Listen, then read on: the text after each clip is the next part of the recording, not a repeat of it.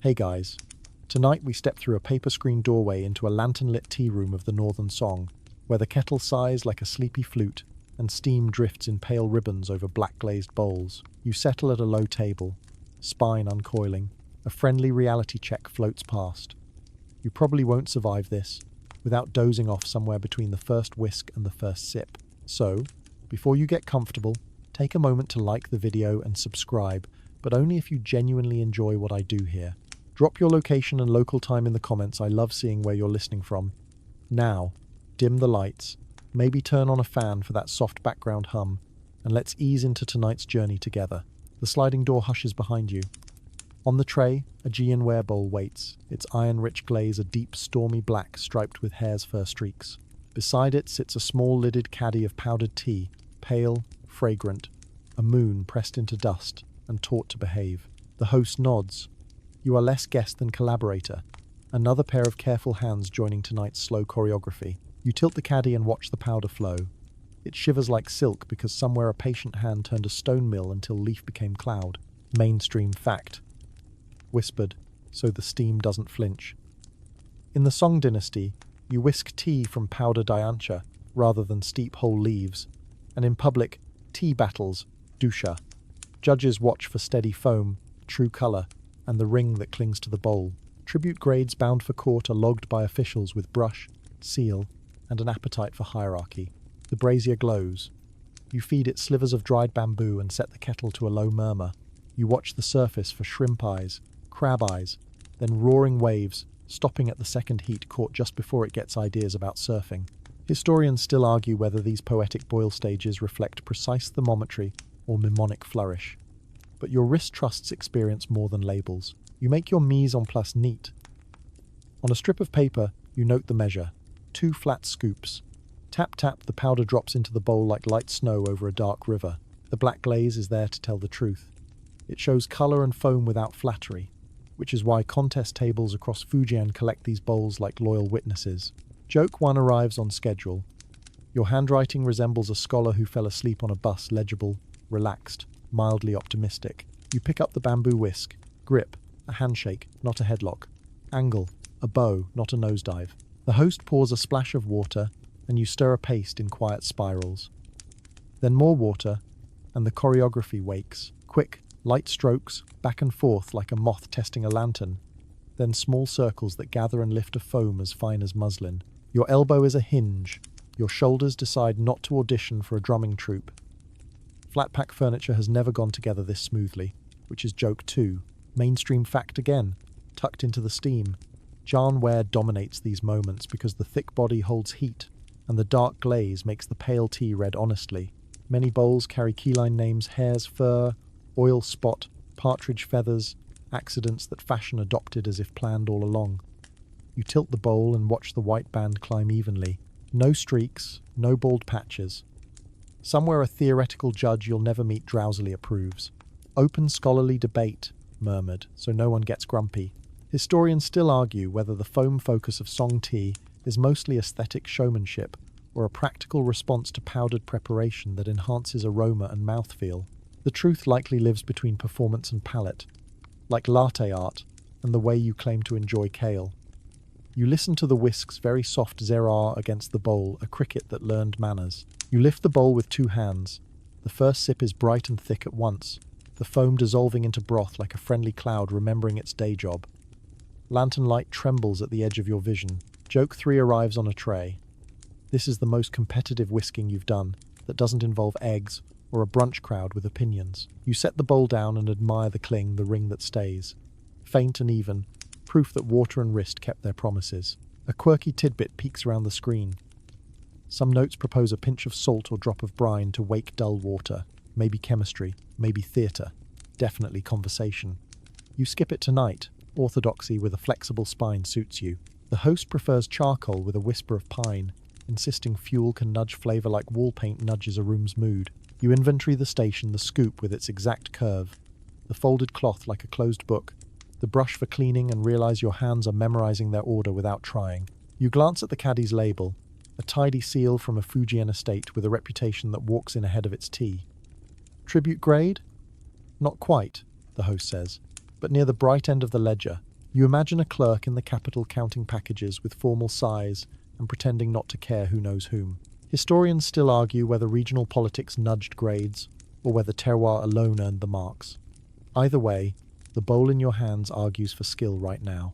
The foam settles into a pale mirror.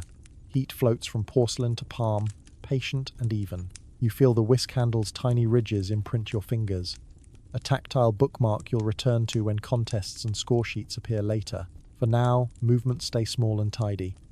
The room purrs the brazier, the kettle, the silk of people not in a hurry. Your eyelids lower without quite closing as the choreography begins, and the grading world quietly pulls you deeper. You keep your hands warm around the bowl, while the host, with the same calm used for counting breaths, slides a bamboo ledger toward you. Tabs peek out like neat little flags. You flip one and see columns in brush script. Garden, pick date, mill, foam, colour, scent, seal. Tribute talk arrives not with a trumpet but with a soft scratch of ink. You've stepped from whisking to ranking, from lantern glow to the bureaucratic moonlight, where tea becomes numbers that decide where it travels, perhaps all the way to the palace at Kaifeng. You learn quickly that tribute is not a compliment but a contract. Song officials request a fixed quota from specific gardens, and the gardens respond with spring's earliest buds, the tiny velvet flecks that barely agree to be leaves. Mainstream historical fact, set gently on the tray. Beiyuan in northern Fujian famously supplies imperial tea, with buds steamed, pressed into tight cakes, dried, then milled to the fine dust you whisk. The highest lots become dragon and phoenix cakes destined for the court. Your host taps a line in the ledger where a brush recorded first grade, pale jade colour, and a red stamp blooms like a peony. The stamp belongs to an inspector whose job is envy-proofing the emperor's breakfast. Selection begins in the garden.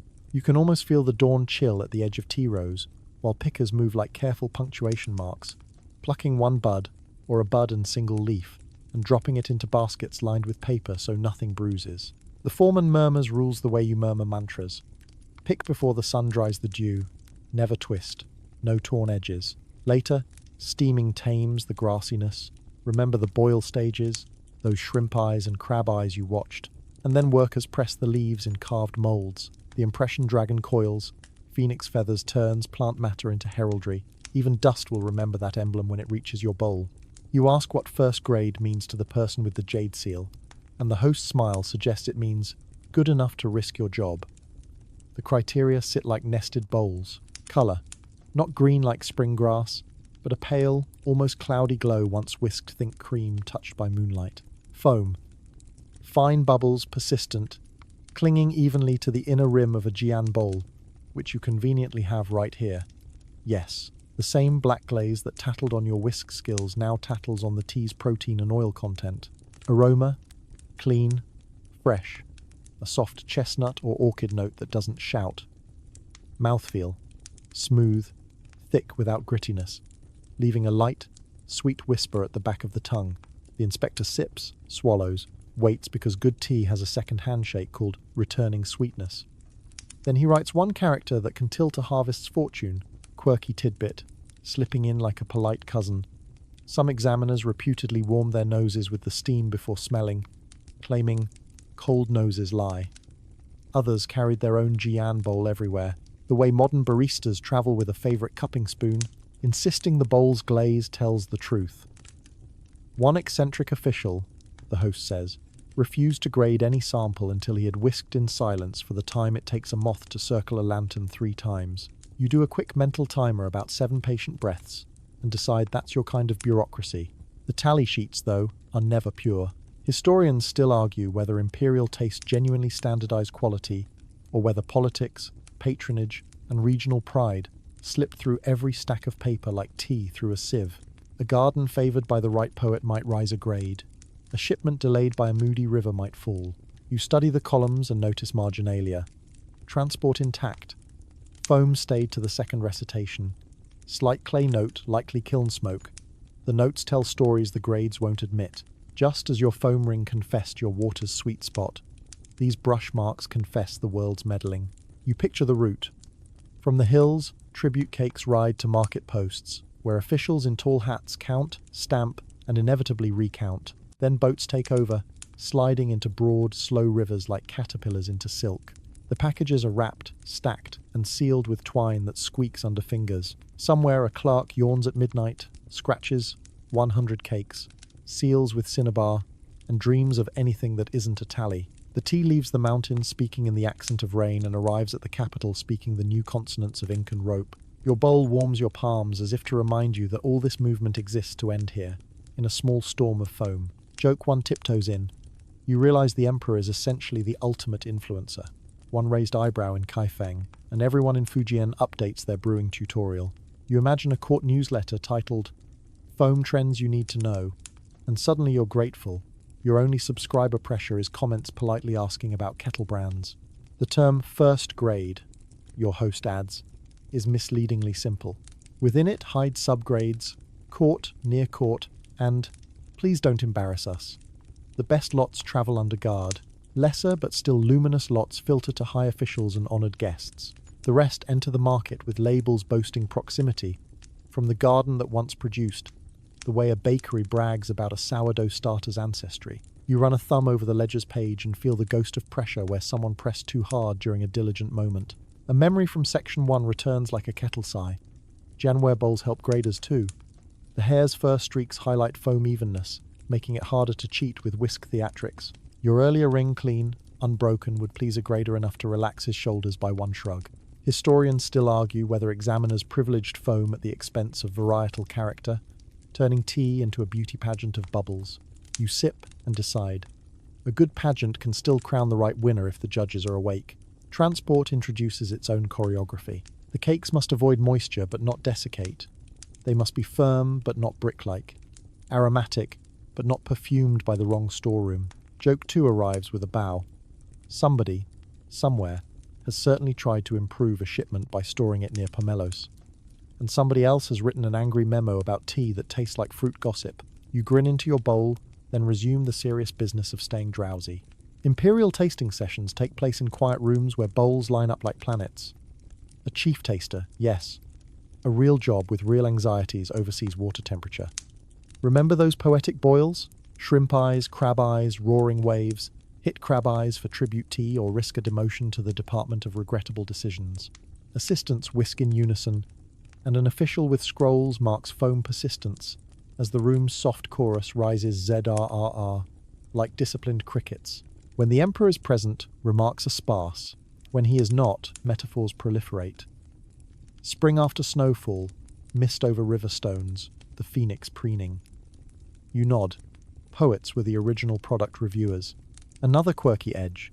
Some graders keep a bamboo whisk whose handle has 13 ridges, not 12, for luck in the extra. They swear the odd number prevents complacency in the foam. Others fast before the session to avoid grease tongue, which they claim dulls aroma. Historians still argue whether these rituals mattered or just helped officials feel steadier under the imperial gaze. You decide ritual is a whisk for the mind. If it steadies your strokes, it's earned its seat at the table. Joke 3 settles like a feather. You think about your own kitchen drawer full of gadgets, garlic presses, avocado slicers, that one whisk you never use, and promise your Jian bowl you will not become the clerk of unnecessary tools. The bowl offers no opinion, being both ancient and practical. At last, the ledger closes with a papery sigh. First grade, says the host, tapping your samples line again. It means the buds were plucked by careful fingers at dawn, that steam and press sang in tune, that the millstones hummed, that the transport kept faith, that the inspector's nose was awake and his metaphors behaved. It means your foam tonight wears its ring like a crown that remembers being metal. You glance at the kettle patient, not yet roaring, and feel how tribute grades bend history toward your small, steady whisking, your two hands, your sleep-ready breath. You trail the tea back to the hills, to a cool morning where the leaves look like tiny commas pausing on the branch. Fingers move with patient grammar. Pluck, rest, breathe, pluck, rest, breathe. The baskets whisper as buds land softly, lined with paper to keep bruises from writing bitterness into your future bowl. Dew beads like punctuation you're not allowed to smudge. The foreman gestures towards steaming sheds, and you follow, the smell turning from meadow bright to warm and nutty in a few heartbeats. This is where green becomes calm, heat, quick and gentle, just long enough to fix the leaf and quiet the grassy shout so later the aroma speaks in complete sentences. Pressed molds wait like stamps for a passport. The fresh leaves, still warm, are shaped into cakes under boards, where dragons and phoenixes hide in carved relief. Those same emblems you imagined on the tribute ledger. Pressure settles like a thoughtful hand. Moisture rises, sighs, exits. The cakes, once pliant as dawn bread, firm up in racks where air moves like a quiet choir. You run a finger along the edge and feel the faint burr where leaf meets leaf. Now one. Remember the emperor as influencer from the last section. His breakfast will one day thank this patient choreography. Every press and pause is alike, every dry hour a share. Mainstream historical fact. Set in the air like steam you can almost taste. In the song, prized cakes from places like Beiyuan are milled into fine powder for whisking doucha, and the resulting foam and colour are judged in bowls, not steeped as loose leaves the way later dynasties will prefer. That is why the mill room hums, because the path from cake to cloud runs through stone. You enter a shed where millstones turn with the pace of a lullaby. Two round discs, upper and lower, fit together like slow thunder and earth. The top stone rotates, the bottom waits, grooved with channels that coax crumbs toward the centre. You're handed the wooden handle. It's lighter than it looks, heavier than your forearm hoped. You push, and the circle starts, a shoulder-level galaxy obeying your orbit. The cake shaves into flakes, flakes into grit, grit into dust. The grooves carry each stage inward, the way a friendly conversation carries you toward a point. You listen for the sound grainy at first, then silky, then almost a hush as if the leaves are learning to whisper. Sieve time arrives. A silk screen is stretched like a drum, and the powder is brushed across with a soft bamboo blade. Too coarse and the mouthfeel will read pebbly, too fine and the foam may lack bones. You sift, and the powder falls in two personalities, the feathery, which goes to tonight's best bowls, and the slightly heavier, which will whisk fine in humbler kitchens. Joke one drifts by. You're basically curating a tea cosmetics line ultra-fine for date night, regular for errands. The miller pretends not to smile, which is its own smile. Rhythm matters. Push the handle too fast and the stones warm. Warmth oils the powder and steals some liveliness. Go too slow and the work stretches like an afternoon you forgot to fill. You find a cadence steady, breathed, not heroic, so the stones stay cool enough to keep fragrance bright. Quirky tidbit glides in with a wink. Some millers, it's said, hummed the same tune each morning to keep time, believing a wandering melody makes wandering grades. One family even named their favourite mill Snail, because any day it moved like a rabbit, the powder turned sulky. You offer the stone a conspiratorial nod. Snail earns respect. Remember your crab-eye boil from sections 1 and 2? Milling decides whether those careful bubbles lift a foam that stays. Larger particles weigh the froth down. Uniform dust gives the foam its tight knit. You pinch a bit between fingers, no grit, only silk, and smell the sweetness your whisk will wake. The room is a quiet snow globe of tea, motes turning in a beam that sneaked through a wall seam. Someone sneezes delicately, and everyone pretends not to hear, because the dust is sacred and also ticklish. Historians still argue whether repeated steaming and pressing before milling primarily preserved freshness for transport, or functioned as a tax-friendly standard, easier to count cakes than scoops, with quality a fortunate byproduct. You don't mind the ambiguity. Your bowl only cares that the powder smells like a hillside remembering spring. Still, you tilt your head at the idea that bureaucracy, once again, shaped your evening sip, our old friend, the ledger hiding behind the mill. You try a second stone with tighter grooves and feel the difference like switching from sneakers to dress shoes. The handle insists on a stricter gait. This one yields powder that passes a finer silk with smug ease, as if it studied for this exam. Joke 2 pads in. You are suddenly the person who can talk for 10 minutes about sieve mesh like it's a character arc. Add it to your party tricks just after identifying fan noises and before folding kitchen towels with opinions. Between batches, the miller cleans with a bamboo brush and a puff of breath. Never water moisture is the enemy of storage. Powder goes into caddies lined with paper, and sometimes a leave-in sachet of keyline dried bamboo to keep things honest. If a tiny pebble dares to infiltrate, the sieve catches it like a hall monitor with admirable boundaries. The caddies are sealed with paper slips stamped by the household, different stamp from the tribute office, same human need to say this passed through our hands and we cared. When you sign your name later on a modern anything, you'll feel a brief phantom of cinnabar on your thumb. A bench by the doorway holds rejected bits. The too coarse, the leaf edge that played stubborn, the fragment of stem that refused the program. They'll become practice powder for apprentices, proof that every bowl rests on a small hill of almost. Remember the foam ring from your first sip? That even halo only happens because somebody here chose to stop the sieve and start again rather than pretend it would all whisk out. Jokes 3 arrives with a bow. You whisper to the apprentice. Even the Emperor's foam started as somebody's elbow workout, and the apprentice grins like a lantern. The day tilts toward late. The mill slows, the stones cool, and you realize the powder's texture has taught your hands a new alphabet. You can tell, eyes closed, where a batch leaned lazy or zealous. The line between good and excellent sits not on the ledger but in the shoulder. You'll take that secret back to your Jian bowl like a pocketed charm. Before you leave, the miller lets you turn one last round on snail. You give it the patience it likes and feel the powder loosen, compliant, grateful. I mean, if leaf dust can feel gratitude, this would be it. One more quiet corridor, storage. Caddies live on shelves away from damp, away from spices, away from the fish sauce that loves to shout from 2 rooms over. Labels, track garden, press date, mill date, sieve grade like the ledger's cousin who keeps better margins. Even here, debates hum. Historians still argue whether certain keyline-fired jars subtly preserve aroma better than paper and caddy methods. Potters nod vigorously, papermakers look offended, and your nose makes peace by promising to test with many, many naps. When you step outside, the hillside is blue at the edges, and the smell of steaming from earlier has thinned to memory.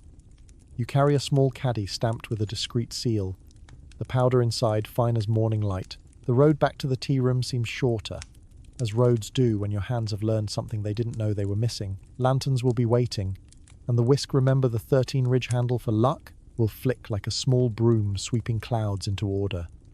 Tonight, the foam will rise with less coaxing, more confidence, and your Jian bowl will tell the truth kindly. You breathe, you walk, you keep the cadence you learned at the mill, circling quietly toward sleep. You take up a clay jar and head toward the courtyard cistern, where spring water sleeps like a cat in the shade.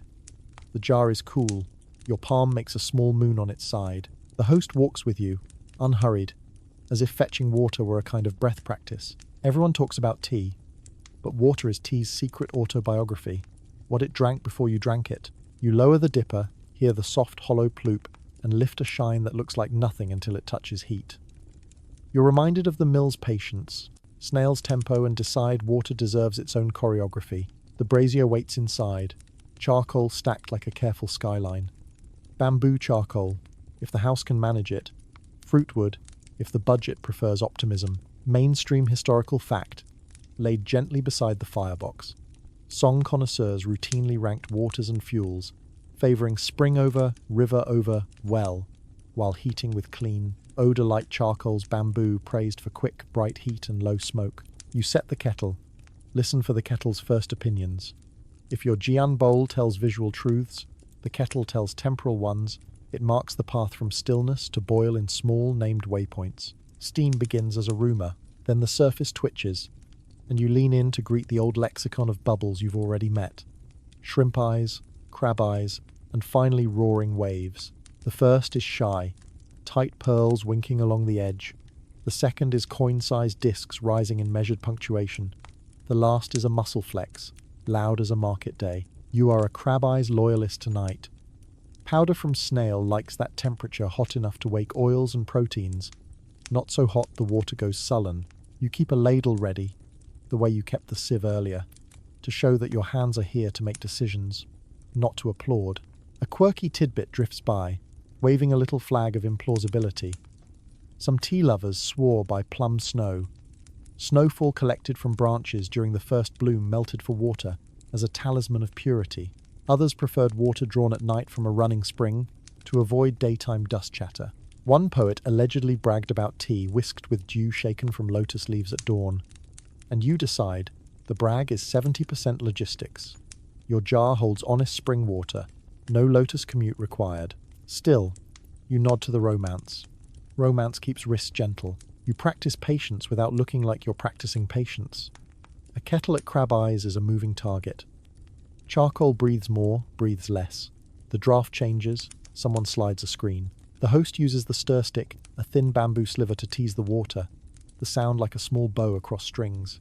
A light stir evens temperature, A heavier one either coaxes or scolds. Historians still argue whether those poetic bubble names map to precise temperature bands or held more mnemonic value for apprentices. But your ears memorize the volume and your eyes memorize the bubbles, and together they become a thermometer you can nap next to. Joke 1 rises with the steam. Your modern kitchen thermometer, somewhere far away, feels vaguely insulted that you're doing this by bubbles and vibes. You promise to let it attend a session later as a special guest, as long as it doesn't lecture. Water's mineral character is the other half of the equation. Too soft, and the foam can sulk. Too hard, and it grows stubborn legs and marches out early. You've learned from the ledger that graders comment on sweetness of water, which likely means a balance of dissolved solids that read round on the tongue. You rinse the bowl with a splash warming, yes, but also leaving the slightest film as a handshake between ceramic and liquid. A spoonful of hot water into your palm tells you the story's on time. The heat tingles and fades with the patience you want for whisking. Then comes the test. Pour no powder yet, just water into the empty Jian bowl and back into the kettle to wake everybody up. The glaze flashes. The bowl thanks you by tightening its pores, or at least that's what your host says. And you choose to believe because belief is faster than laboratory equipment. Some houses drop a pebble in the kettle, a little drummer to regulate boil, insisting it evens convection. Others scratch a shallow cross on the kettle's underside to release bad luck heat. Historians still argue whether any of this matters beyond nerves and folklore, and you'll allow that nerves, like foam, benefit from structure. Charcoal management is its own quiet puzzle. You shift a glowing piece, a finger's width, and the kettle's murmur changes key. Bamboo charcoal has a quick start and a clean finish. Fruitwood sings longer, sometimes too loud. The host keeps a fan, not to whip heat, but to shepherd it. You try one gentle puff and watch the bubbles grow a size as if obeying polite applause. Joke 2 perches on the rim. You're basically doing tech support for hot water. Have you tried turning the airflow off and on again? Lu Yu's old shadow strolls through the room. Though his classic of tea is tang, his rankings of water sources haunt every song kettle. Mountain, spring, river, well, flowing over stagnant. The scoop taken from the center rather than the edges where leaves gossip. Mainstream fact, rebrewed. These preferences traveled forward, influencing song habits even as preparation shifted from steeping to whisking. You dip the ladle at the cistern's middle because cross-century advice sometimes earns its keep. A superstitious auntie in your memory insists that reheated water is dead, and while chemistry offers mixed opinions, you take the hint and avoid long simmering. Heat, rest, heat, like breathing. When the kettle strays toward roaring, you lift it to a trivet, and the room relaxes, as if someone loosened a belt after dinner. The tea is waiting in its caddy, powdered silk with expectations. You've learned that hitting crab eyes and then whisking promptly is like catching a friend mid-joke. Late, and you pretend you were there the whole time. You practice a quiet timing drill. Pour a small measure into the bowl, count the heartbeats to paste. The powder will require spiral, spread spiral, then the big strokes. The count lives in your fingers now.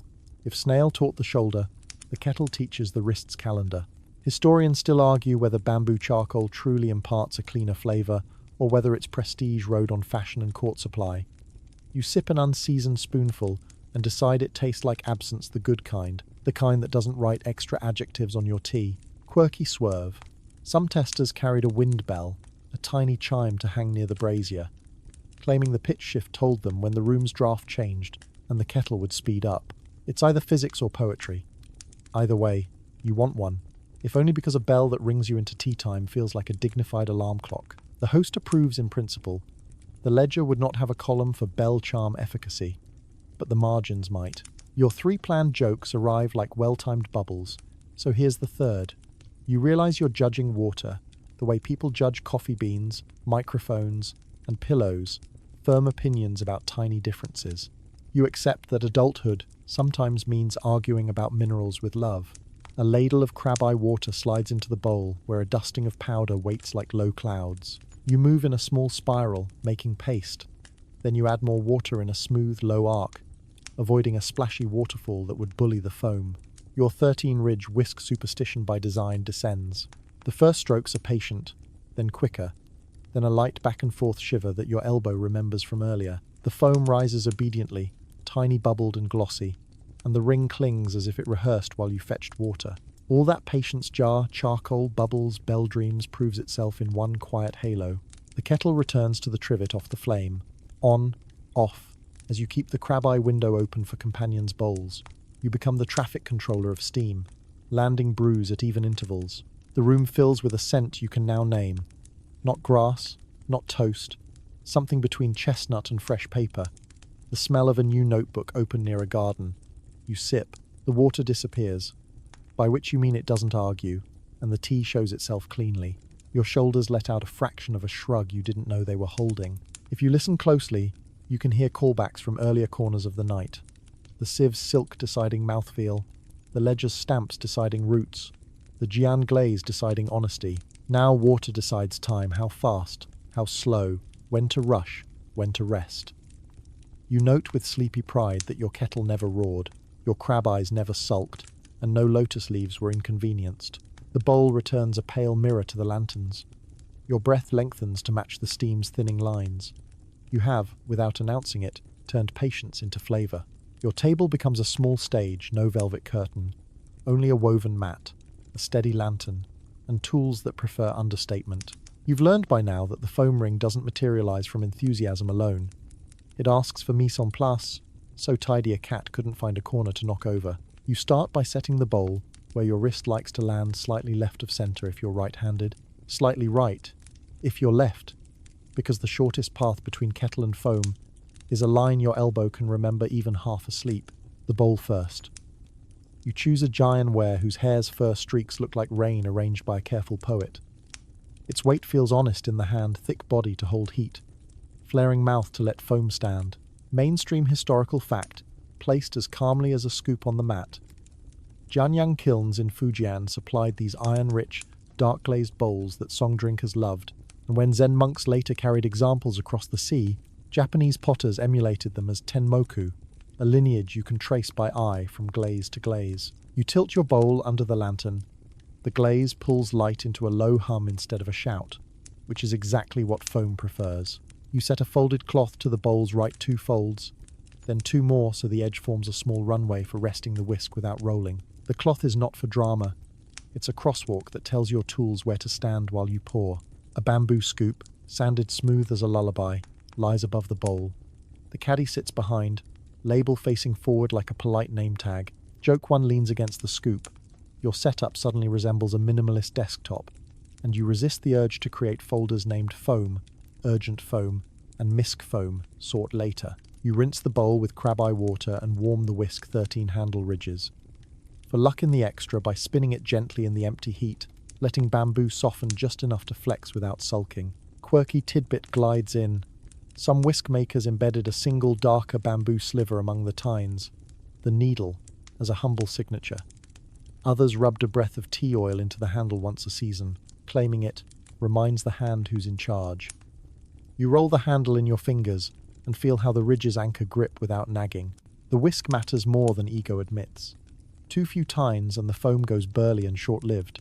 Too many, and it can turn airy without substance, the tea equivalent of a cloud that forgot to rain. You check the tine tips rounded, not sharp, because a good whisk coaxes proteins and colloids into tiny, uniform bubbles without shaving your bowl in the process. If your whisk's tines squeal, you're pressing, not tickling. Section 1's cricket whisper returns. Zurrah, zurrah, the sound of a whisk that knows the bowl and doesn't gossip. Next, the measure. You use the scoop like a calm metronome. 1 level scoop, tap-tap on the bowl's rim, then a second your house ratio for tonight's sieve grade. The powder lands as a pale crescent along the side, because you've learned from Snail's patient milling that starting with a crescent makes paste easier to gather without forming dry pockets. Historians still argue whether song recipes were proportionally strict, or whether the famous writers merely performed precision on paper while eyeballing in practice. Your wrist votes for consistent scoops, if only because sleep likes habits. A brush short, soft, humble joins the lineup, there to clean whisk and bowl between rounds and to sweep stray powder like a librarian who believes in quiet shelves. You test its bristles against your palm. They agree not to scratch. The waste bowl for rinsing sits to the far right, a little backstage door for used water to exit without fuss. Your kettle, kept at crab eyes with intermittent trivet breaks, perches where a small lift does not cross your forearm over the bowl. You've arranged everything so you can whisk with squared shoulders and a loose jaw, because tension makes clumsy elbows and clumsy elbows make wall splashes, and wall splashes are loud. Mainstream fact returns to nod at ceramic truth. Judges in doucha contests preferred these dark bowls because colours read cleanly pale tea against deep glaze, and the foam's cling showed evenly or not at all, which made flattery difficult and honesty easy. You like that. You brought a bowl to tell the truth, not a mirror to flatter. Now the choreography brief. Paste first. A little water, a small spiral with the whisk's belly on the bowl's floor, pressing powder into a smooth, glossy paint. Then, the lift. More water in a low arc. Never a tall waterfall, so you avoid beating air into chaotic boulders. The main whisking. Quick, shallow strokes, back and forth like a moth testing lantern glass. Then a finish with tiny circles to gather a dome, the texture of silk remembering rain. You angle the whisk slightly, your bowl's slope asks for it, and keep the motion in wrist and fingers, while the elbow trace is only a whisper. Joke 2 doubts your gym membership. This is the best forearm routine you'll ever do while half ready to nap. Mise en place isn't static, it breathes. After a round, your hand wipes the bowl rim, where a stray dot might dry into a ridge. You rotate the bowl a quarter turn between sips so the ring can form evenly like a halo that practices fairness. You keep a small cloth for the whisk handle so steam doesn't make it slippery, because dropping a whisk is the tea version of waking yourself with a snore. The waste bowl receives rinses in a small bow, nothing splashes, nothing shouts. Your tools learn where to wait by repetition, the way your feet learn the house's midnight path to the kitchen, quirky sidestep. A few tea friends carve tiny marks on the underside of their bowls. A star, a dot, a private rune to indicate the bowl's favourite orientation, claiming the glaze's hair's fur streaks have a direction that helps foam hold. It may be superstition, it may be glaze physics. Either way, you align the mark just so, and smile at the idea that even bowls appreciate being politely addressed. Historians still argue whether such folk tweaks mattered in courtly contests, or just soothed practitioners who wanted the universe to meet them halfway. Tools whisper secrets when you listen.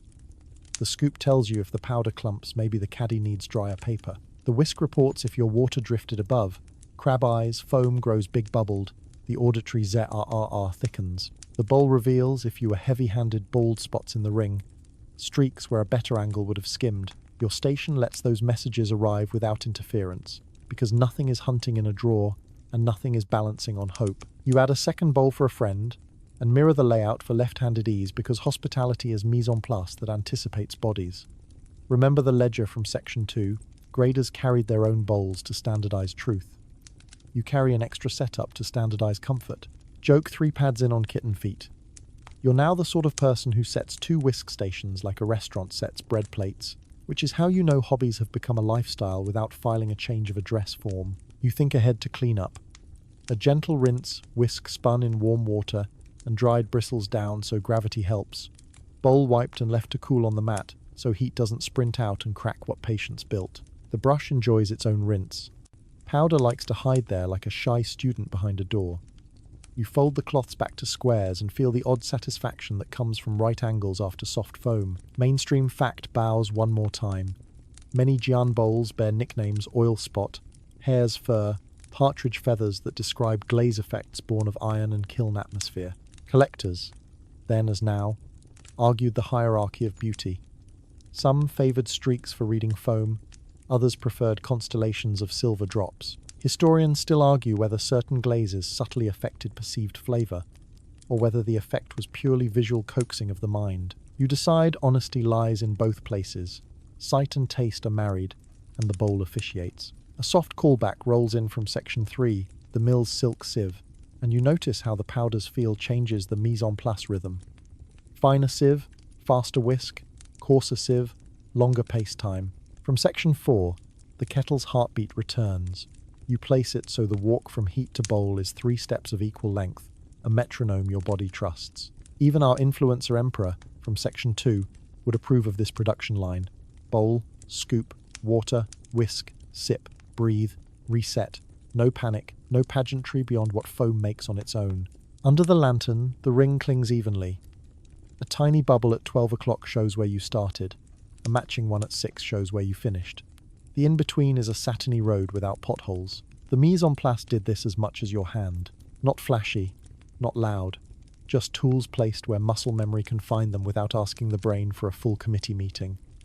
You sip, and the bowl warms your palm with that small moon again. The station waits for your next round, and you wait for sleep like foam waits for a rim ready to hold, ready to soften, ready to stay. Your whisk hovers over the bowl the way a bird hovers over a still pond, curious, patient, ready to draw circles into water without leaving scratches. You've set your station. Now the choreography steps forward, not with a drum roll but with a breath. Grip first, neither heroic nor timid. Hold the whisk as if you're shaking hands with an old neighbour who knows you borrow their garden shears and return them sharper. Index and thumb ride, the handle's ridges. Remember the lucky 13, while the other fingers cradle from below. The angle bows slightly toward the far slope of the Jian bowl. Too upright, and you pummel. Too flat, and you sculpt air without moving tea. Your wrist feels like a neutral gear that can shift into a quick hum or slow circles without announcing its intention. Paste is the prelude. You add a small ladle of crab-eye water. Section 4's patient bubble school returning, and use low deliberate spirals that press powder into a glossy paint. No lumps, no dry islands pretending they'll behave later. This is the part where the whisk's belly meets the bowl's floor with a polite hello, not a scrape. The sound z-r-r, soft and tidy, tells you the bamboo and glaze are on speaking terms. Joke 1 strolls by with a smirk. You're basically frosting a tiny cloud cake, except the oven is your wrist and the recipe is 70% attitude, 20% water, 10% superstition. Now, lift. Pour a fuller measure of water in a low arc and let it pool to about 1/3 depth. The whisk rises slightly, tines barely skimming. Your strokes switch to a forward-back flick at the surface, short, quick, rhythmic as a sleeping cat's breath. Not a whisking that drills downward, a whisking that coaxes outward. You draw tiny lines in the liquid, each line a little runway where foam can form and keep its shape. The center looks like silk pulled over a drum. The edges look like fog, learning to be confident. Mainstream historical fact, set within the rhythm you can now hear in your elbow. Song treatises and tea notes praise foam that is fine as fish scales and even as gathered snow, with judges in doucha contests watching for staying power, how long the ring clings to the inner wall of a dark Jian bowl without collapsing or streaking. That preference becomes your compass. Keep strokes shallow to refine bubbles. Keep tempo steady so each new bubble is smaller than the last. You see the dome grow glossy, not soapy, each bubble so minute that the surface becomes a soft mirror. Switch direction. Without pausing, you go from forward-back flutter to small circles, tracing the bowl's inner horizon. This gathers foam into a peaked center without carving ruts. Your angle tilts a little more, just a little, so the tine tips kiss the liquid rather than jab. You let your wrist, not your shoulder, set the tempo.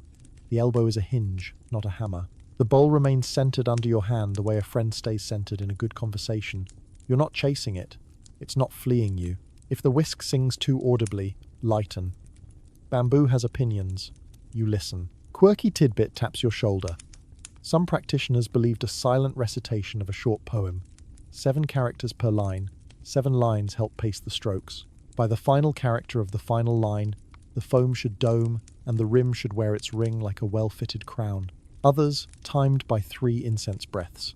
That little space between inhale and exhale when the stick's ember brightens. Whether poetry or breath, cadence sneaks in, and cadence makes bubbles behave. You count heartbeats by habit now, thanks to your long walk with Snail. Tempo changes are not mood swings, they're cues. Start at medium, then a flutter quicker to reduce bubble size, then a sink back to a lazy gather. Your hand writes crescendos and decrescendos into the bowl. If the foam looks grainy, you are too deep or too hard. If it looks weak, you are too airy or too shy. A tiny adjustment, angle 2 degrees softer, wrist a shade smaller, and the surface tightens, like a bedsheet smoothed by someone who respects naps. Joke 2 glances up from the mat. Congratulations! You have officially developed opinions about microfoam that could frighten a cappuccino. Remember the mise en place lane from section 5. Your cloth waits to catch a drop. A gentle wipe along the rim removes any stray dribble that might dry into a ridge and become a judge's note later. Jian glaze loves honesty. It will showcase your triumphs and your tired elbows with equal clarity. That honesty isn't cruel. It's what lets you coach yourself without yelling. The bowl's hair's first streaks become tick marks for symmetry. Foam should cling in an even band across them. If it clings more at 9 o'clock than 3, your strokes were lopsided. Rotate, rebalance, breathe. Historians still argue whether the song's emphasis on foam reflects an aesthetic theatre layered onto taste, or whether the foam itself, by distributing aromatics and proteins across the tongue, genuinely enhances flavour in a way no later steeping could replicate. You sit between strokes and file your own field report. The dome acts like a diffuser, carrying scent upward, tempering heat, and smoothing mouthfeel into that brothy bright zone you've begun to crave. Performance and palate probably traded favours. Your bowl is happy with their arrangement. Your hand explores 3 micro-techniques you wish someone had named on a scroll. 1. Feathering, barely moving the whisk tip across the top like a paintbrush rinsing air. Useful for coaxing sheen without adding volume. 2. Cornering, briefly tracing the inner wall to persuade the ring to form evenly. A diplomatic mission where pressure is forbidden and patience wears silk shoes. 3. The gentle lift, dipping a hair deeper for 2 strokes. Then up and out, to pull denser liquid into the top layer, so the dome has bones. The names are yours, which is to say they are nonsense, which is to say they are how humans remember things. A pause is part of the dance. Stop for 2 breaths. Watch what the foam does when you're not insisting. Good foam holds its dome and its rim. Needy foam slumps like a teenager asked to carry in groceries. If it slumps, you probably overwarmed the water or undeceived the powder. If it holds, you hit the comfortable intersection of snail's grade and crab-eye water. Joke 3 floats in like steam. Were you this picky about bubbles as a child? Only if they were in a bath and you were in charge of volcano simulations. Mainstream fact circles back wearing a new hat. Descriptions of whisk methods in song sources include both stirring like wind in pine and flighting like insects over water. Metaphors that insist on a shallow, quick, surface-oriented action rather than deep beating. Your strokes now look like those metaphors feel. You've stopped ploughing and started gliding. The whisk's tines never jam against the bowl, and your shoulder has filed a formal complaint about being unemployed. Good. Shoulders should be idle here. Quirky side route. A few whimsical tea friends carve an almost invisible notch on one tine, the pilot tine, so they can track rotations and guard against drifting into the same direction forever. It's part superstition, part metronome, part fidget toy for anxious graders. You're tempted. Then remember your handle's 13 ridges and conclude you have enough talismans for one hobby. You test the choreography against a second bowl, then a third. As if you're a small orchestra section leader, ensuring everyone bowstrokes the same way. Your paws stay low, your foam rises consistently. Your rings appear like well-drawn halos. The room, which once seemed decorated by objects, now feels arranged by verbs. Rinse, measure, pour, paste, whisk, gather, wipe, sip. The verbs hum together, and the hum helps your eyelids relax into those heavy velvet curtains they like to become just past midnight. Open scholarly debate returns for an encore.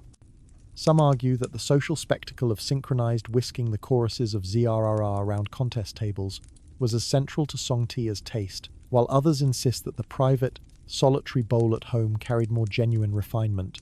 You're living the both, and tonight alone together with your host and your tools, performing choreography that looks like ceremony but feels like craft. Either way, foam tells the truth, and sleep is its quiet witness. A small correction happens mid-stroke, a drip on the rim, a rim you catch with the cloth in one motion, a cloth you fold back without breaking tempo.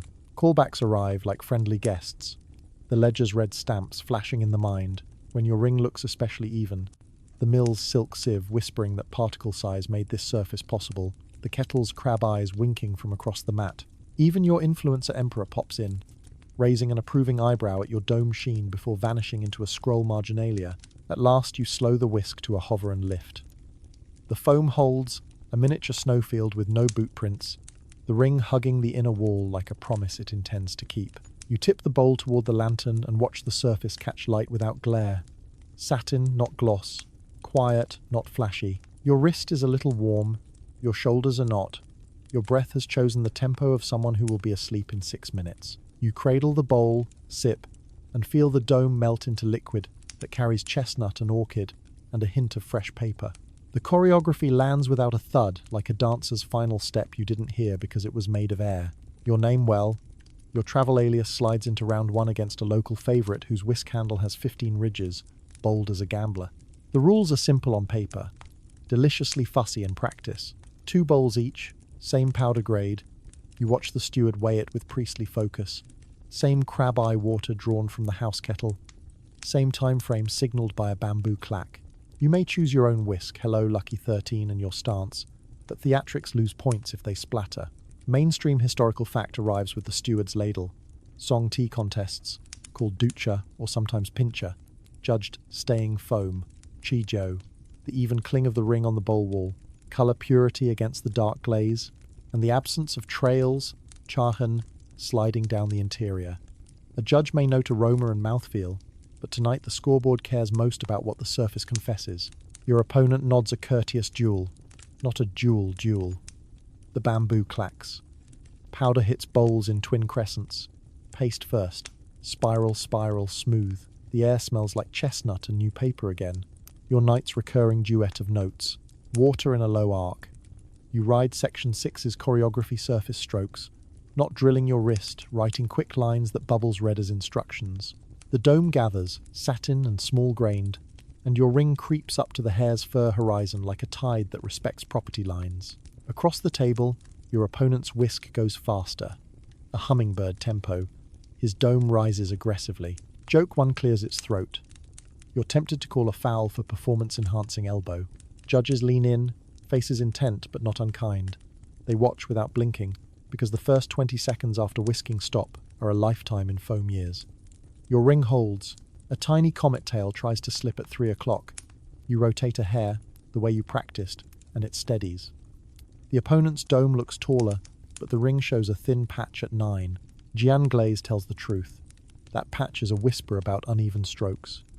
The steward clacks a second time to signal sip and note. You lift your bowl, sip through foam, don't slurp, tonight's not about slurping, and return the bowl half a breath later, so the ring can demonstrate whether it still remembers its job. Quirky tidbit ducks out from behind a pillar. Some contest houses trained a cat to patrol the mat edges because any whisk that rolled off the cloth and onto the floor had its luck eaten. The cat retired after achieving a perfect record of dignity, theft against cocky apprentices. The current cat is asleep on a warm trivet, and thus cannot jinx anyone, which you appreciate. A judge marks your card with a tiny circle, good sign, then shades the bottom half, better sign. The steward murmurs the categories like a mantra. Colour true, surface tight, ring even, staying foam, 60 count. You resist grinning because grinning disturbs wrist serenity. Historians still argue whether doucha culture was a widespread pastime or primarily a scholar-official habit amplified by poets. Either way, tonight's room is full of sleeves with ink stains and hands that can quote lines while whisking. Someone recites mist over river stones to describe a competitor's sheen. Someone else counters with snow on pine needles. You file both metaphors in your mental drawer labelled urgent foam. Round 2 rotates opponents. You face a quiet woman whose whisk has a single darker tine, the secret pilot. She warms her bamboo with a grace that implies hours of practice and zero patience for luck. The bamboo clacks. This time, your paste needs 2 extra spirals. The powder from the steward's scoop feels half a mesh coarser than snail's preferred silk. You adapt gentle lift for bones, feathering for sheen, cornering for even ring your 3 micro techniques, earning their keep like well-trained household gods. Her strokes are minimal, almost lazy, which is either disaster or mastery. Then her dome appears, slow as sunrise, and you realize it's mastery. Mainstream fact steadies your breathing. Emperor Huizong's treatise. Yes, the art-loving one laid out preferences for colour and foam, praising pale, luminous liquor and fine, persistent froth. Later, commentators repeated his benchmarks like sacred scales. In this room, those scales are muscle memory. Judges pace foam life by silent counts 1 to 60 and note ring integrity like auditors. Your bowl holds to 56 before the first millimetre slumps. Hers holds past 60 with the infuriating calm of a proverb. You take the L and sip respect. Joke 2 taps you on the shoulder. This is the only sport where a slump of 1 millimetre can make a room collectively exhale as though watching a cliff dive. You add foam apnea to the list of phrases you didn't expect to learn. Between rounds, chatter floats like steam. Someone whispers about microsalt, 1 grain to wake dull water. Someone else swears it's a crutch. You recall Section 1's brine rumour and decide that even rumours have a sieve grade. The steward inspects bowls between bouts for cleanliness. A hidden ridge of dried foam is grounds for a polite lecture. Jian glaze loves to keep receipts. Historians still argue whether darker glazes subtly cooled the liquor and thus helped foam by temperature alone. Potters, predictably, argue yes. Kettle keepers argue, manage your fire. You argue for another round of crab-eye water and stay out of pottery politics. A playful controversy breaks out, nothing sharp, more like cushions bouncing. Are taller domes better if the ring misbehaves? Does a lower dome with an immaculate ring deserve the win? The head judge clears his throat in the tone of someone who's adjudicated this since bowls were invented. Ring first, then dome. The room nods the nod of people who will still argue about it after lights out.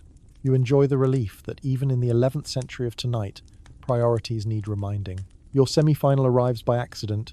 You're tied for second in your bracket because someone's whisk snapped a tine mid-flight, and the cat, tragically awake now, pounced on the fallen piece like a tax collector with paws. You and your new opponent share a micro-bow of solidarity for broken tools everywhere. The steward swaps in identical house whisks to keep the field level. That's a twist. Unfamiliar handle, no 13 ridges. You center your grip by feel, finding the balance without your usual talisman.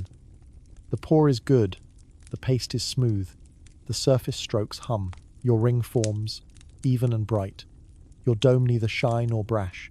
Across the table, the opponent overcommits one deep stroke, and a slim trail etches downward a T-tear.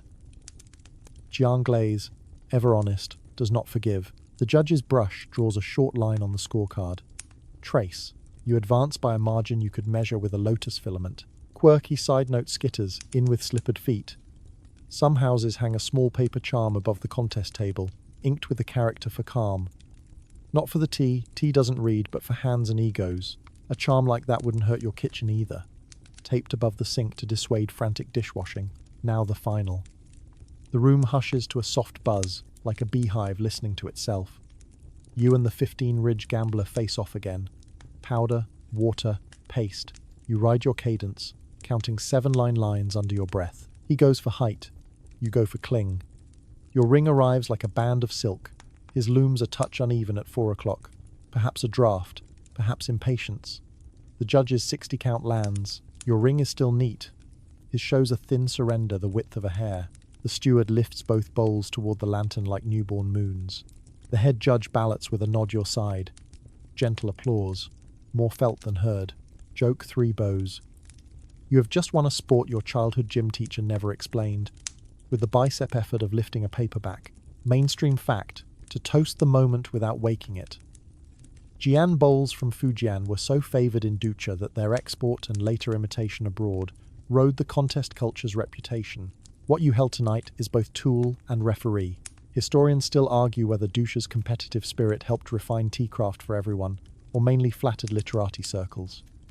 Your wrists vote for refinement, your shoulders vote for naps. Prizes are modest, an inscribed scoop, a better seat near the brazier, bragging rights measured in ring metaphors, but you feel wealthier than stamps in a ledger. The steward inks your scoop with a tiny mark, a hare's fur dash for ring true.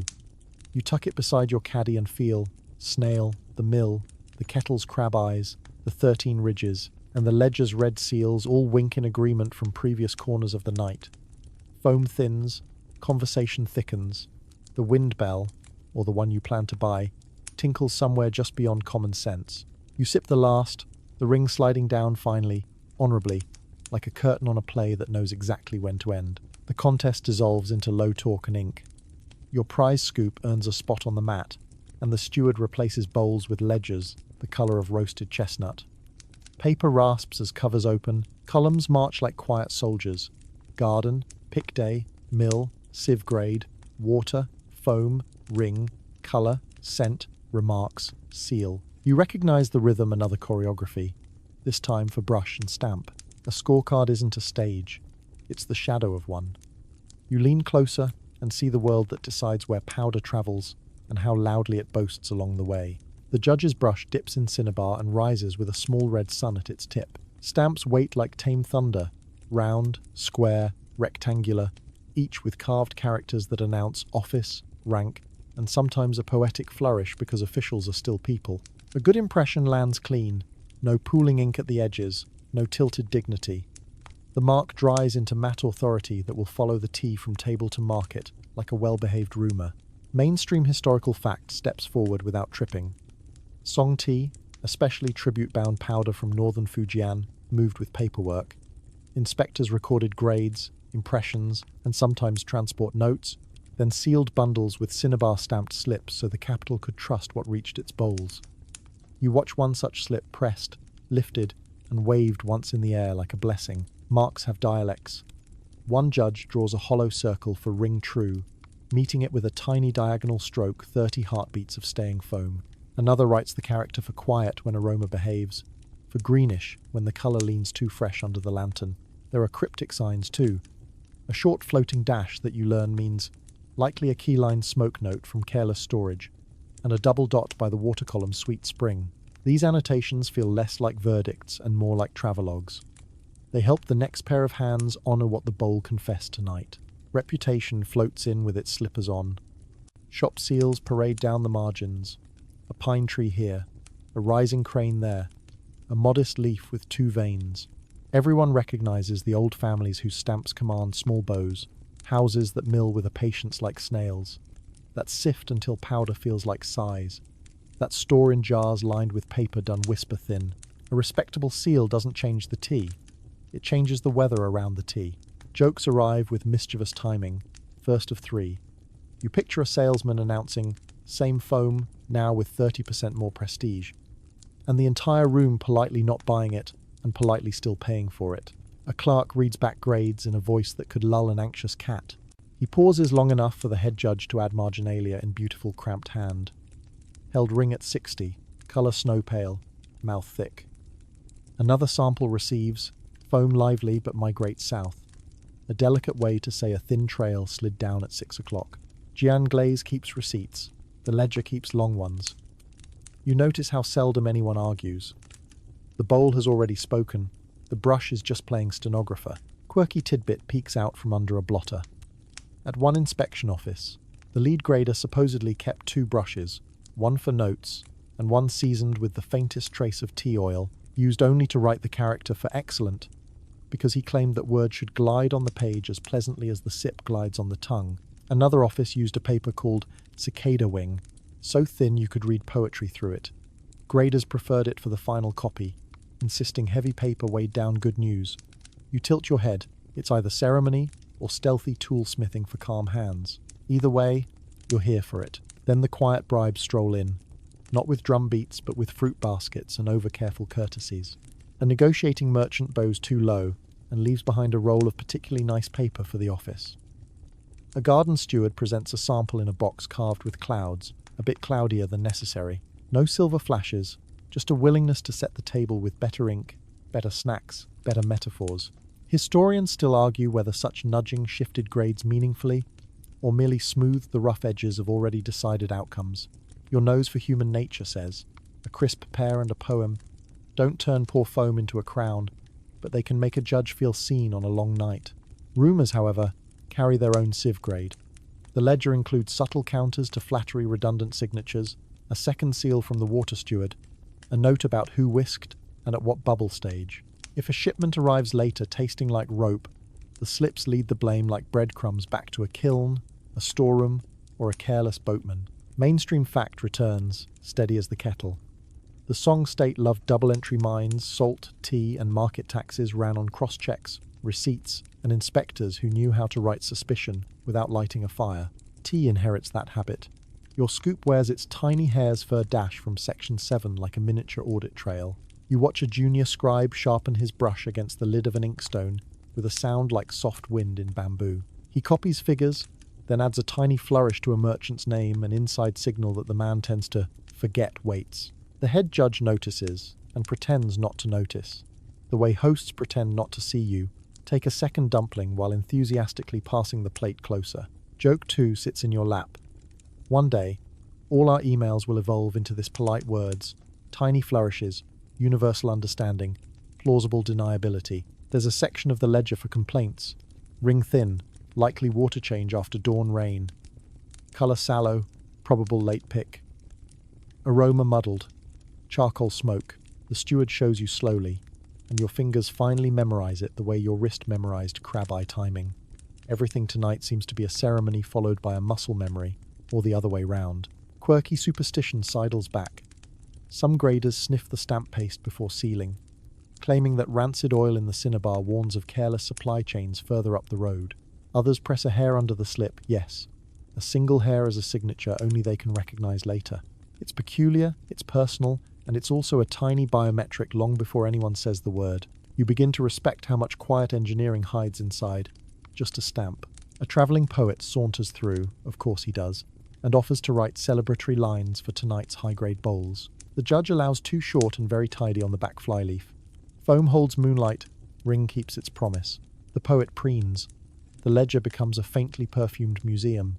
Historians still argue whether such little collaborations inflated reputations beyond the tea's merits, or whether poetry simply did what it always does, translate craft into memory.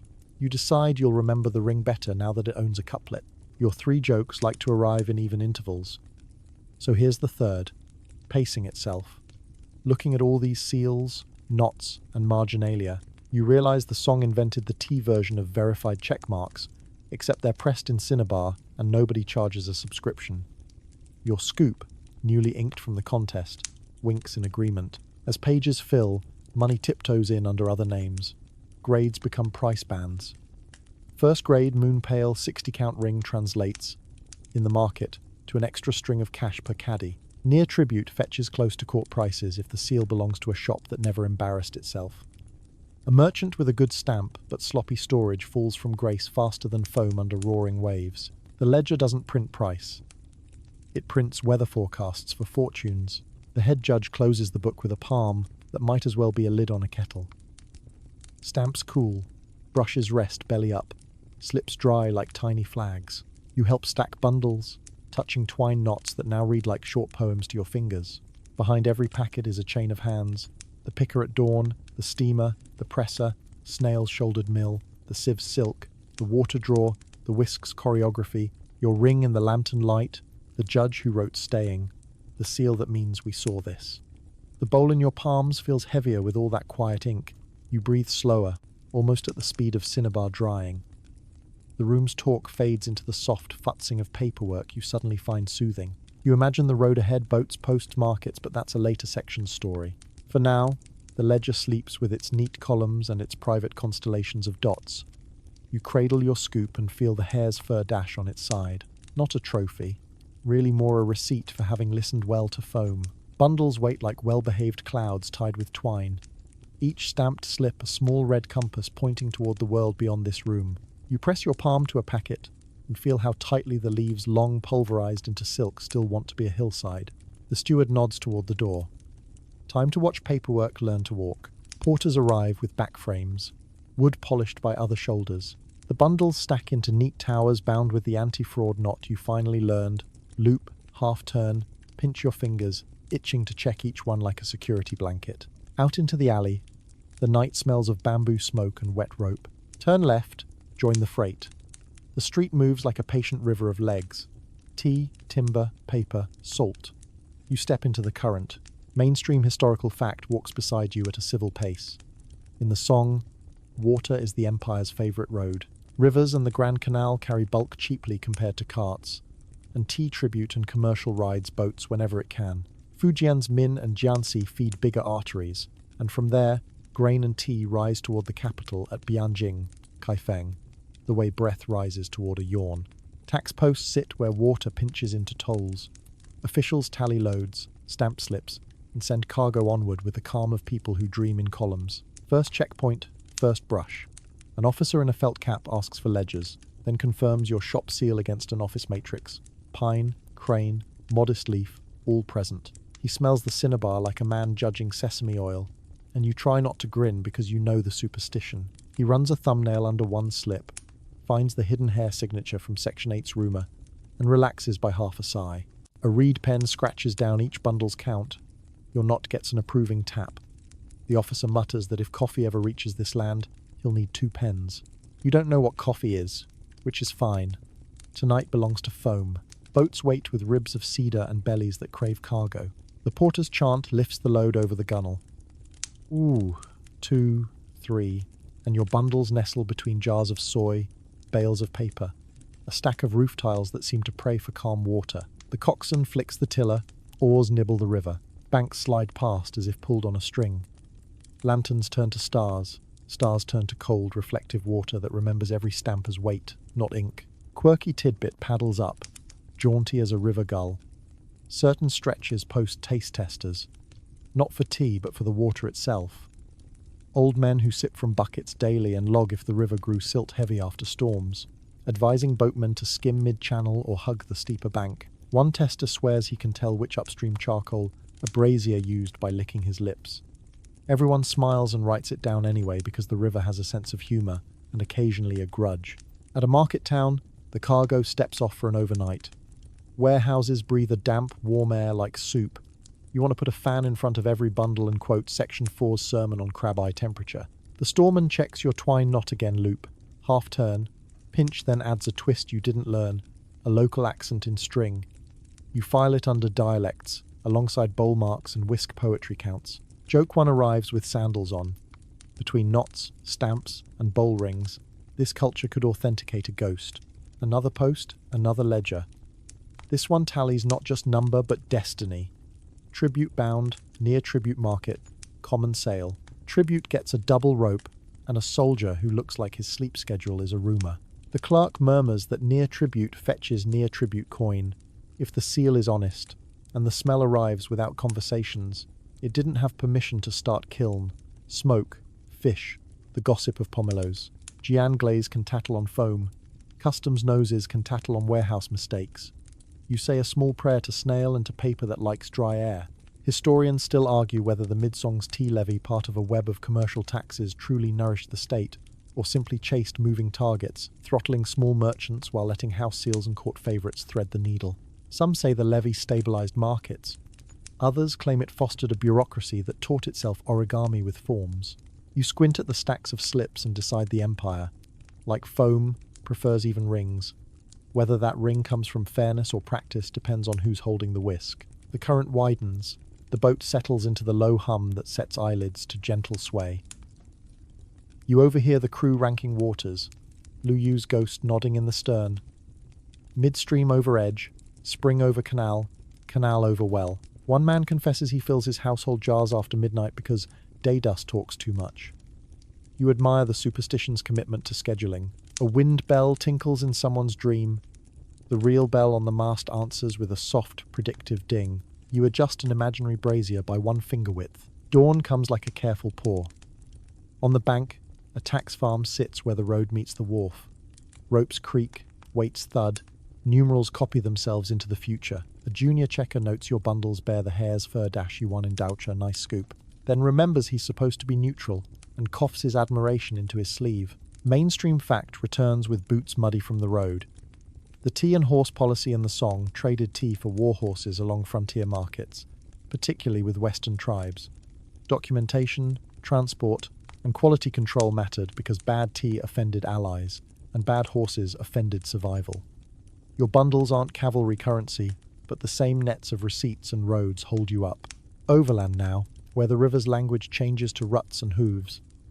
The caravan master writes a wheel with a mallet that sounds like reasonable advice. You pass salt depots glowering with monopoly dignity, their ledgers thicker than your tea book. A woman sells hot millet gruel in bowls that steam like they're auditioning for Section 1. A child asks if the red stamps are dragon blood. The clerk says, almost. And the child is satisfied because children understand paperwork better than adults admit. Quirky roadside practice. Some caravans sew thin bamboo slats into mat linings under the bundles. Crickets' ladders. They call them to raise cargo. A finger from floor planks so damp air circulates. Whether it works or just sounds clever, the mats make a tiny rustle that keeps porters awake, which might be the real trick. Your nose, seasoned by Jian honesty, smells nothing but paper, rope, a breath of chestnut from the leaf dust that escapes all prisons, and the friendly neutrality of cedar. At each county line, the same ritual. Present slip, match seal, count, stamp, pass. A headman with an inkstone uses a brush, so worn it writes kind letters by necessity. He asks about foam contests upriver, and when you describe the ring that clung at 60, he sighs like a kettle easing off roaring waves. He once whisked, he says, long before he learned to talk primarily in numbers. You pour 2 sips from a little practice caddy, feathering for sheen, cornering for ring. Of course you do, because hospitality has muscle memory. He stamps you through with more ink than necessary, which is how gratitude dresses when it works in an office. Historians still argue whether the Grand Canal's efficiency in grain became a template that ended up disciplining every other commodity tea included, or whether tea's own itineraries, stitched through mountains and minor rivers, taught bureaucrats how to be flexible inside a rigid diagram. Either way, you notice that the map in your head is no longer lines but verbs: load, tally, stamp, float, tie, warm, check. Your sleep map copies it. A route that leads pleasantly toward pillows. Joke 2 wanders in like a stray dog you plan to keep. With every checkpoint, your bundles collect more proof of existence than a modern job applicant. If someone asks, "Are you really tea?" the packet can produce 3 seals, 2 hairs, 1 knot, and a poem. Markets bloom. Stalls hang slips like laundry, boasting near tribute, first grade, snow pale ring, water sweet. A buyer cracks a caddy, whisks a test bowl in a black glaze that tells truth as bluntly as night. He tastes, nods, pulls a string of cash from a sleeve pocket that's probably older than half the city. Prices shuffle when a new boat docks. Gossip tilts numbers the way a draft tilts foam. A shop with a trusted seal sells out by noon. Another with impeccable powder but sloppy twine sees customers frown and drift. Proof that humans evaluate flavor with their fingers, too. A small drama, 1 bundle found with a smudged stamp. The market officer performs the rite of suspicion. He checks the hair under the slip, present, reads the ledger, copy, clean, inspects the anti-fraud knot, almost right, not quite local, verdict. Probably, humid storage, not malice. The merchant mops his brow with a sleeve that has seen better seasons. You remember Section 8's honesty line, judge unwell, short count. And like that, somewhere a different ledger wrote, clerk, merciful long breath. Joke 3 climbs onto the cart. If foam is theatre, logistics is the orchestra pit. No one sees it unless it fails. Everyone misses it when it does. By the time the road bows toward the capital's orbit, the bundles that wear dragon-grade paperwork peel off under guard. Your own drift towards streets, where literati buy caddies to write poems to, where households buy jars to ferry into winter, where some apprentice with a lucky 13 ridges will learn to whisk and whisper ZRR into a bowl that blinks back moon pale. The journey squeezes into your next sip. Water, char, sieve, stone, rope, slip, stamp, boat, bell, knot, bowl. You touch the stamp's matte face one last time, and it's as cool as the cistern that started Section 4's lecture on patience. Tea leaves don't know about markets, but the powder knows about hands. It has learned to trust them. You step out of the flow long enough to breathe. The wind smells like wet paper and decisions. Somewhere behind doors, a judge is still arguing with a poet about whether ring or dome should win. Somewhere ahead, a kettle settles into crab eyes. You follow the steam in your imagination back to the table, where Jian glaze tells truth, and your whisk writes its quiet diary. Policy and road have done their work. Now it's your hand's turn again. You drift back into the tea room's quieter orbit. The way foam, finished with its little performance, settles into a pale, reflective hush. The contest chalkboard from Section 7 has been wiped clean. The ledger from Section 8 sleeps with its brush belly up. The last market rumours from Section 9 have unhooked themselves from sleeves and wandered into the alley. What remains is afterglow, small talk, soft as lampwick. Bowls turned in palms, the faint ZRRR of a whisk that refuses to admit the night is nearly done. You sit with scholars who think with metaphors, and artisans who think with wrists, and you find the border between them is a hair's width, thinner than the slip under a stamp. A poet begins, of course. He swirls what's left in his Jian bowl and says the ring is a moon that decided to stay for one more poem. A calligrapher counters that it's a seal that refuses to dry. The potter smiles and says it's glaze telling time. You offer, quietly, that it's a promise the kettle kept at crab eyes and the mill kept at snail pace. 2 earlier sections, sneaking their way into the table, as if they were elders in friendly slippers. Mainstream historical fact lays a hand on the table without knocking. Emperor Huizong's treatise praised pale liquor, fine foam, and elegant implements, and his court's taste influenced the culture far beyond palace walls. Even here, well past curfew, people quote, or push, against his preferences, as if debating the color of the sky. The talk shifts to choreography. Someone asks if you count heartbeats or lines of poetry while whisking. You describe your 7-line cadence from section 6, the way the dome crests at the final character. And the potter laughs, his own whisk rises best at the second incense breath, which proves only that bodies are clocks and clocks gossip differently. A student confesses he carved a pilot tine, you remember that charming superstition, and swears it keeps him even. The steward, more practical, says the only real amulet is a steady pour and a dry caddy. Joke 1 pads in. You briefly consider launching a line of tiny talismans, guaranteed to improve foam by exactly 0, but to calm hands by 12%. Quirky tidbit sneaks onto the mat with a grin. One school of whiskers believes in cloud herding, where you finish with 3 slow arcs tracing the bowl's cardinal points north, south, east, leaving west, for tomorrow's breeze. Another insists on tapping the whisk twice on the rim to wake the rim spirits, a ritual that probably began when someone needed to shake off a water drop and didn't want to admit clumsiness. The room votes politely for both. A ritual that harms nothing and comforts someone is a good roommate. A debate rises, as inevitable as steam and as gentle as good rain. Historians still argue whether the song's ceramic aesthetics, dark glazes, hare's fur streaks, oil spots primarily served the foam theatre, or whether taste would have evolved toward these bowls, even without doucha contests, simply because the iron bodies kept heat so well. The potter says heat, the poet says theatre, the steward says both. Like a parent breaking up a squabble, you sip and discover that your tongue agrees with all three. Heat, sight, and ritual walk into a bar and order the same drink. Someone drifts into memory. Do you remember the water bell that went silent in last winter's wind? Another nods. The kettle misbehaved for a week until they moved the brazier a finger to the left. Section 4 taps its cane. Drafts, fuel, bubbles. Patience finds the sweet spot. A cartographer friend, yes. He maps roads and rivers, admits he ranks springs in his notebooks with tiny stars like tavern reviews. 3 stars for sweet on the tongue, 2 stars for good if boiled twice, 1 star for soup, not tea. Mainstream fact adds that such rankings go back at least to Lu Yu's classic of tea. Mountain springs, river, well, and everyone pretends not to be pleased that their habits have ancestors. Your prize scoop from section 7 sits on the mat like a small wooden crescent moon. The calligrapher asks to see it, runs a thumb along the hare's fur dash the steward inked, and returns it with a bow that reads, "Tools have lives." He confesses that when he's anxious, he practices writing. The character Jian calm 10 times, then brews 10 tiny bowls, 1 per character, and stops only when the foam rings match his brush ovals. Joke 2 looks over your shoulder. This is the wholesome version of rage quitting, except you rage whisk into peacefulness and accidentally hydrate. Someone raises the subject of salt, again.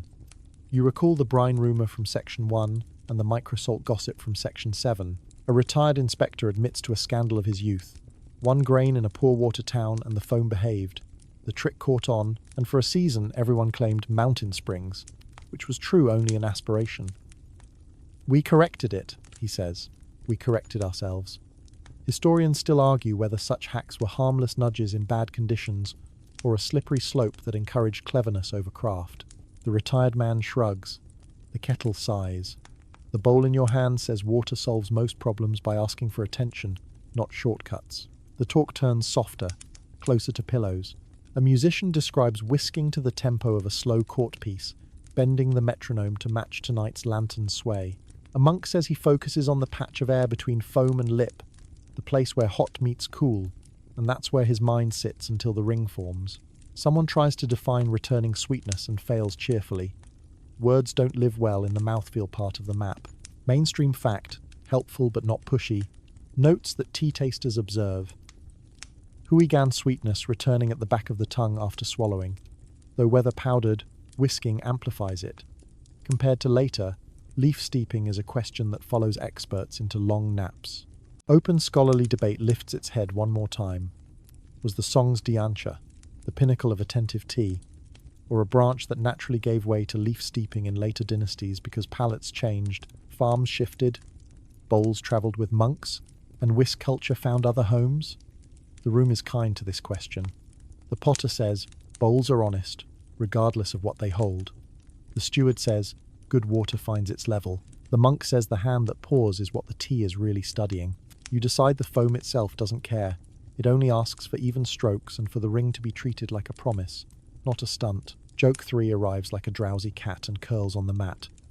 You realize you've built a personality around tiny bubbles and feel zero regret. If anyone asks your hobby, you'll say, I supervise polite foam. Bride. A last round appears thin-paced, quiet whisk, no scoreboard, no ledger. The ring forms like a horizon you could walk along without tripping. You rotate the bowl a hair, the way you do when symmetry tastes better than asymmetry. The wind bell at the door, or your plan to buy one, offers a single, contented chime. Outside, the alley learns fog. Inside, breath lengthens, sentence lengthens, even jokes stretch into smiles you keep behind your teeth. The bowl warms your palm and cools your thoughts, both at once, like a door that opens by asking you to lean gently. Somewhere in this afterglow, the map you traced through the nightleaf to press. Press to stone, stone to silk, silk to bowl, bowl to ring, ring to ledger, ledger to road, road to table folds itself into a square the size of your hand. You tuck it into your sleeve with the scoop. If asked to find your way again, your fingers will lead your feet. The kettle will brief the wrist. The bowl will tell the truth. You sit with the scholars and the artisans until nobody needs to speak. The foam thins respectfully. The lantern lowers its voice. Sleep steps in wearing house shoes. You are ready to follow. Slow the breathing now. Let the room recede to a soft blur of lantern gold and clay shadows, like a page grown warm under your hand. Lengthen the line of every thought until it becomes a ribbon that drifts to the floor. The bowl in your palms is light. The rim is smooth. The tiny ring at the edge has faded to a pale whisper, the way a shoreline remains in your memory after the tide turns. You don't need to hold anything up. The foam can rest. You can too. Imagine the kettle's quiet, never boiling, never urgent, just the delicate hush of water that understands its own patience. Each breath mirrors that sound. In, a small brightness. Out, a longer unspooling. In, like lifting the ladle. Out, like setting it down beside the mat. If a thought arrives, set it where you set the whisk on the folded cloth, clean and waiting. It will still be there in the morning. Tonight, you only need the simple choreography of comfort. Shoulders soften, jaw unhooks, eyelids dim, as if someone turned the lantern one notch lower. Let the particulars drift into a friendly fog. The hare's fur glaze, the 13 ridges on a handle, the crab-eye bubbles, the ledger's cinnabar circles, the loop half-turn pinch of a knot, the wind bell's single note. They become small lights on a far hillside, neither calling nor resisting, just present. The hillside is quiet, the path is easy. You choose not to walk it now. You choose to lie down in the close, warm field of breath. The last thing to keep is the feeling of a promise that kept itself the ring that held, the taste that returned, the night that asked for nothing clever and rewarded everything gentle. Carry only that to the threshold of sleep. Set it on the sill like a little bowl of cool water. Close the window. Rest.